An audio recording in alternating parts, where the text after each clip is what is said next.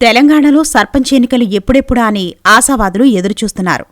ఇప్పటికే గ్రామాల్లో పలువురు లోకల్ లీడర్స్ సర్పంచ్ ఎన్నికల్లో పోటీ చేసేందుకు రెడీ అయిపోయారు. ప్రజలను మచ్చిక చేసుకునేందుకు విశ్వ ప్రయత్నాలు చేస్తున్నారు. మంచి చెడులకు హాజరై ప్రతి సందర్భాన్ని పక్కాగా వాడుకుంటూ గ్రామాల్లోని ఓటర్లను ప్రసన్నం చేసుకుంటున్నారు. ఈ ఏడాది ఫిబ్రవరి 1తో సర్పంచ్ల పదవీకాలం ముగియగా ప్రస్తుతం గ్రామ పంచాయతీల్లో ప్రత్యేక అధికారుల పాలన కొనసాగిస్తున్నారు. ఈ నేపథ్యంలో పంచాయతీ ఎన్నికల నిర్వహణపై టీపీసీసీ చీఫ్ మహేష్ కుమార్ గౌడ్ కీలక అప్డేట్ ఇచ్చారు. రిజర్వేషన్ల ఖరారు తర్వాతే సర్పంచ్ ఎన్నికల నిర్వహణ ఉంటుందన్నారు. రానున్న 4 రోజుల్లో కుల గణన గైడ్లైన్స్ను ప్రభుత్వం విడుదల చేయనుందని చెప్పారు. కుల గణన కాంగ్రెస్ పేటెంట్ అని, ఇందులో ఎవరికీ ఎలాంటి సందేహం అక్కర్లేదని చెప్పారు. ఈ ప్రక్రియ పూర్తయ్యాకే స్థానిక ఎన్నికలు జరుగుతాయని తెలిపారు. 10 ఏళ్లు అధికారంలో ఉన్న బీఆర్ఎస్ కుల గణనను పట్టించుకోలేదని ఆయన ఆరోపించారు. కుల గణనకు బీజేపీ వ్యతిరేకమని మహేష్ కుమార్ గౌడ్ మండిపడ్డారు. ఇక బీసీ రిజర్వేషన్లను 42% పెంచాలని గత కొంతకాలంగా డిమాండ్లు వినిపిస్తున్నాయి.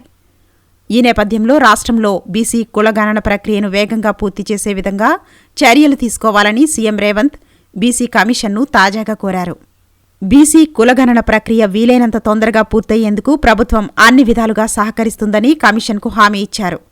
కుల గణన ప్రక్రియ విషయంలో సమగ్రంగా అధ్యయనం చేయాలని, అవసరమైతే ఇతర రాష్ట్రాల్లో అనుసరిస్తున్న విధానాలను పరిశీలించాలని సీఎం కమిషన్కు సూచించారు. కాగా తెలంగాణలో 540 గ్రామీణ మండలాల్లోని 12,966 గ్రామాల్లో 1,14,620 వార్డులకు పంచాయతీ ఎన్నికలు నిర్వహించనున్నారు. వీటి జాబితాను ఇటీవల పంచాయతీరాజ్ శాఖ ఈసీకి సమర్పించింది.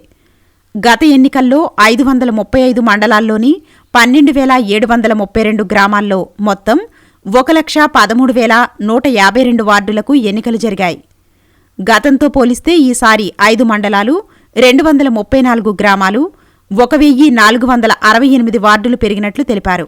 ఈసారి అత్యధికంగా నల్గొండ జిల్లాలో 868 గ్రామాల్లోని 7,482 వార్డుల్లో ఎన్నికలు జరగనున్నట్లు ఎస్ఈసీ వెల్లడించింది.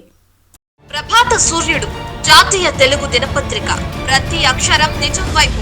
నిజం దాగదు, వార్త ఆగదు.